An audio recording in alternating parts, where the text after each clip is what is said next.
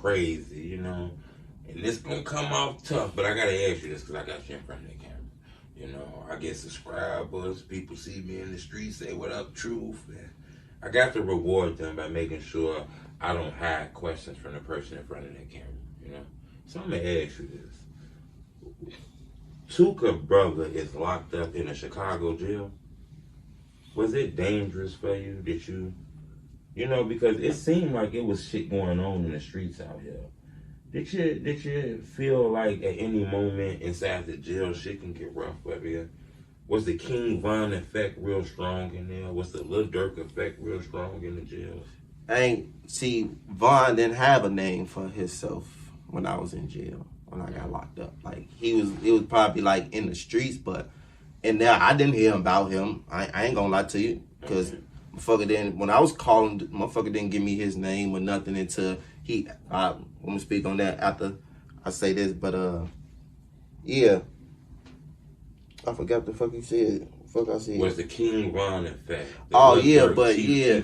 It didn't, it really, Lil Durk had it. I ain't gonna lie to you. In the jails, a lot of BDs, they just so fanned out. You know what I'm saying? Like that, you know what I'm saying? They could know that nigga and went to school with that nigga one time. I seen that nigga one time. They his biggest fan, or that's they homie type shit.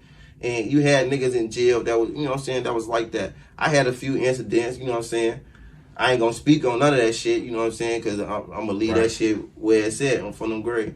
But I definitely had a few incidents to where motherfuckers then thought it was, you know what I'm saying?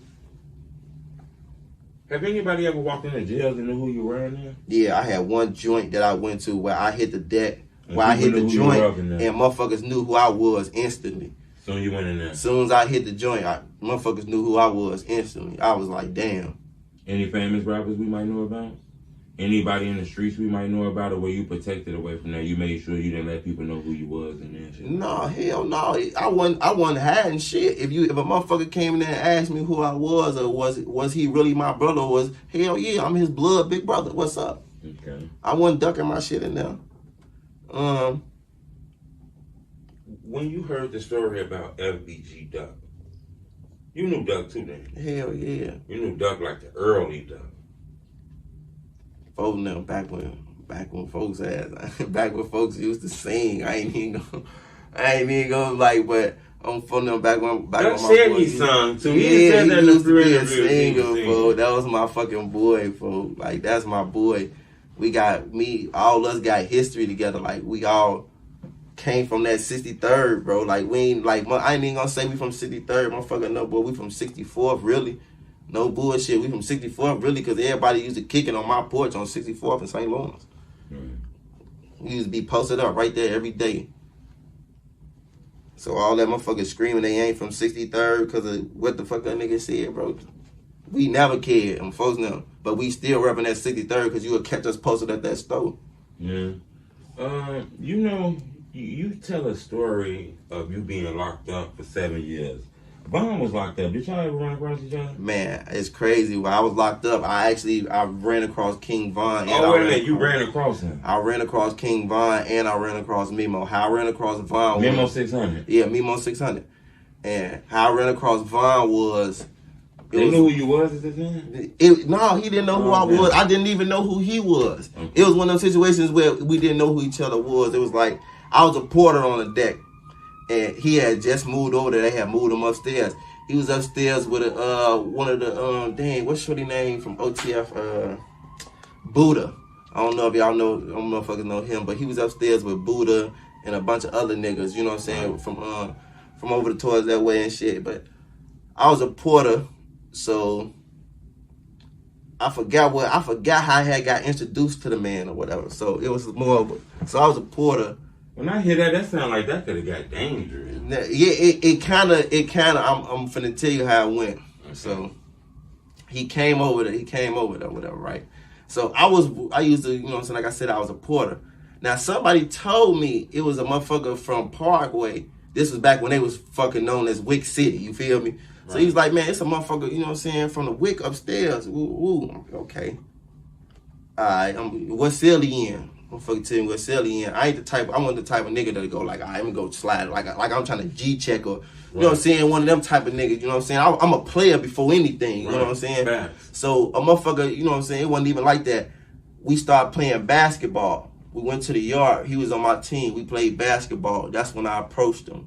And after we got out the basketball court, I asked him where he was from and everything. He told me and shit. But he looking at me as we talking on the yard. He looking at one of the other BDs because they trying to, I guess they must have thought I was, you know what I'm saying? Because I'm trying to talk to him because I'm trying to screen and see what he on. Right. So as we going back to our wing and shit, after we get through playing basketball and shit, I'd make a phone call because I'm a porter. I ain't gonna say who I called, right. You know what I'm saying? But I called a motherfucker. I was like, boy, it's a motherfucker that down here that's said his name KingVon. Ooh. Soon as I said the name, my homie was like, boy, you know, he responsible for, you know what I'm saying? I ain't gonna say what happened, right. What he, you know what I'm saying? But motherfucker, I'm like, all right, check. And I hung up the phone, you know what I'm saying? And the next day, they moved the man up out of there. He had to go back on the court rig. That's crazy. And what about Memo? Say you ran into him. I was outside groundskeeper.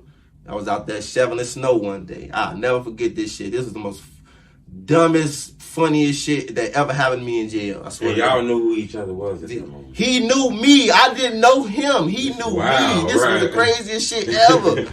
Craziest shit ever. So I'm out there shoveling the snow and shit on the walk and shit. We're out the band, you know what I'm saying? So I see a motherfucker coming back with, you know what I'm saying, with the blues on, you know what I'm saying, the prison blues on and shit. So the nigga, I guess he must have heard from a motherfucker who I was or something. Cause the nigga came and approached me. He's like, hey, who out the band? I turn around, look at his ass. You so-and-so big brother? Yeah, woo.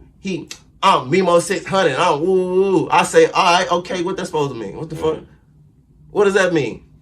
I need you to get this kite to my homie. I told his ass, all right, and he kept moving. Wasn't no issue. He ain't try to push the issue. None of that. He just kept it moving. So that shit that's in the street will follow a motherfucker inside the jail. Yeah. That's crazy. You know, your mom was on Say Cheese TV. A lot of people kind of hit the internet.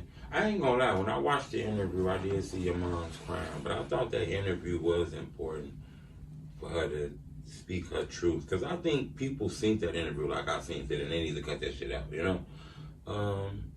Some people said, though, they wasn't feeling the fact that she was crying and stuff in there. Did you like the interview? I liked the interview because I respect what my OG did, you know what I'm saying? I didn't like the fact that she cried on the interview when I called and I told her, I'm like, mama, you a big ass crybaby from the grade. All you did, I felt like I'm like, man, all you did was cry because it made me feel some type of way seeing her cry because that's my mama, you know what I'm saying? Facts. It hurts me seeing her cry, you know what I'm saying? So I was like, damn, fuck. So it definitely made me feel some type of way seeing her cry. I don't think, like how Billy put it in his thing, like how he said, they should have cut the interview off or whatever. And I asked my OG because I felt like how Billy felt. Like, why the fuck y'all ain't cut the camera off? You feel me?